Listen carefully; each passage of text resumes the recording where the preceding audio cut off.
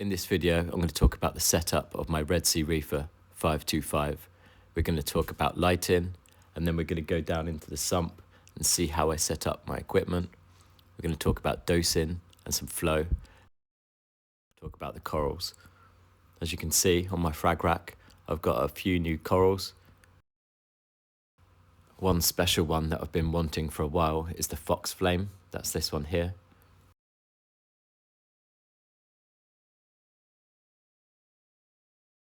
Okay, let's talk about lighting.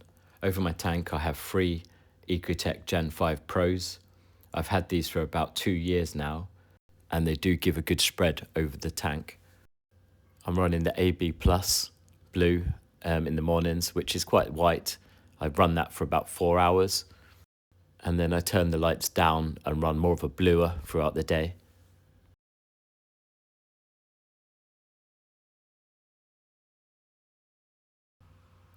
I used a diffuser guard as a bit of a shade for the light. Otherwise, if you're standing right close to it, it will shine in the eyes. But that tiny, couple of mil makes a big difference, as you can see from the video.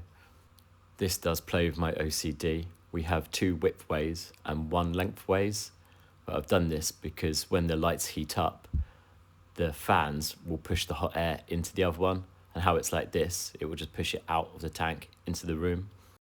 And also will help with the spread in the back of the tank and the front of the tank.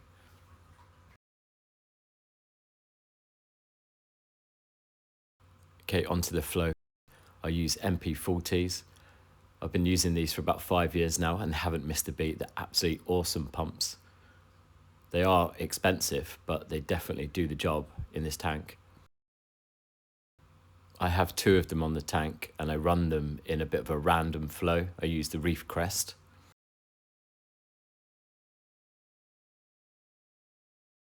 The pump definitely needs cleaning. This is about 4 months since I've done it last, but it's pretty easy just to take off the wet side and soak it in a bit of citric acid.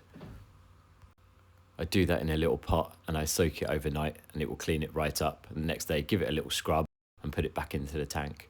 Putting some bubbles into the water so you can see how the MP40s are working. They're moving the water all around the tank. These are now up to about 80%, so we've still got a little bit way to go. But definitely enough flow for this tank. I do have a couple of patches where detritus forms, but that will be just a quick water change to siphon them out.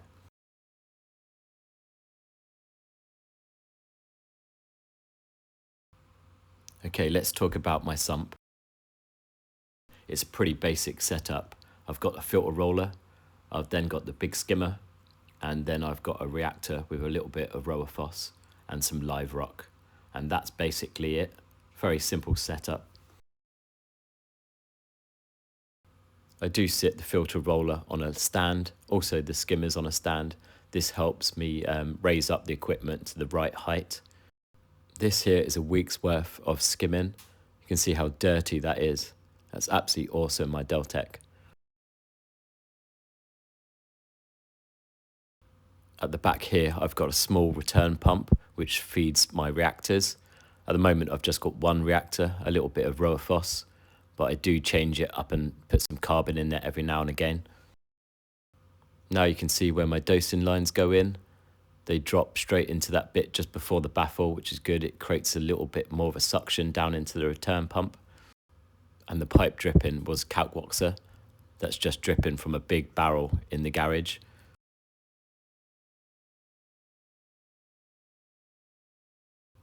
I'm a big fan of live rock. I used to in my old setups get a rock every now and again and just add it to the sump. It just gives it a bit more diversity and adds a little bit more bacteria into the system.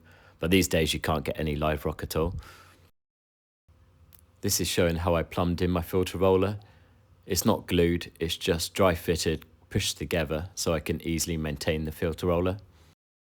I'm dosing 2-part to keep my alkalinity, calcium and magnesium stable. I dose about 40 ml a day of Reef's elements. And I found this the cheapest and the best way to run my tank. This is my control board. You can see the pump controllers and the doser that I'm using is a Reef factory one. You can also see the plugs at the top. They're all labelled which is great for when somebody's looking after your tank or something's gone wrong. I can just phone my wife and say, yep, turn off the skimmer. And she'll be able to find the plug straight away and turn it off. I have a Tunzi ATO to top off my water, my fresh water. I'm also dripping cat water at night, about 3 litres overnight, which will raise my pH.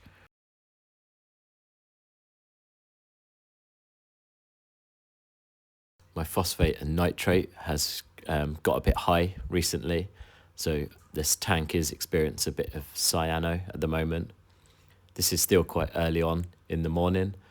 I've just turned the lights to blue so you can see some of the corals. You see the polyp extension on that strawberry shortcake. I have a little reset in my tank. Over the last 6 months, my SPS, my acros, were just growing too big. One of them was touching the glass and I couldn't get the scraper down. And then some of the more sort of stag was just taken over. So I've removed a lot of the big colonies and fragged them, and I'm kind of starting again. Here you can see some of my frags. I've got lots of Monties. And here are my new frags again. I've got a Juggernaut, a Nebula, and a Fox Flame.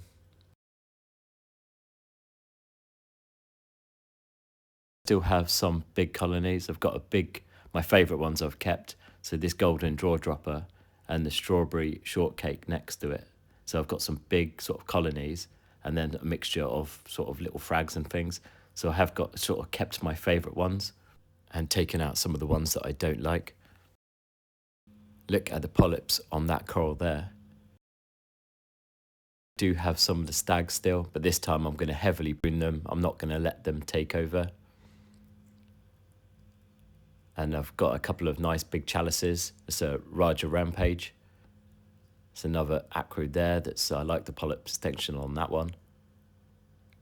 A Setosa that grows wild. And then I've got a couple of Gonnies. A couple of them are glitter Gonnies, I think. And they do really well in my system. I think it's because I keep my water quite dirty. My phosphates and nitrates are quite high at the moment. So the Gonnies are doing really well. You can see the cyanobacteria on some of the rocks, but it is water change day today. So I'm going to get the turkey baster out and blast the rocks, suck it back up. This rainbow chalice here is a jelly bean. And I've got another chalice next to it here.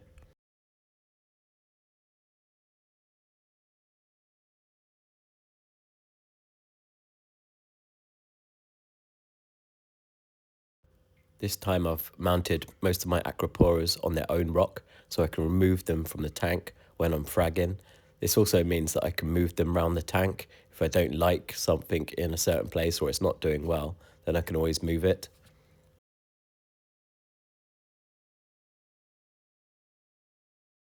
Look at the size of these Gonnies now. I've turned off the flow and they've completely spread out. That's quite a quick video of how I run my reef tank. If you do have any questions, please put them in the comments below and I will get back to you. I'm still quite new to making these videos, so please help the channel by liking and subscribing. Thank you.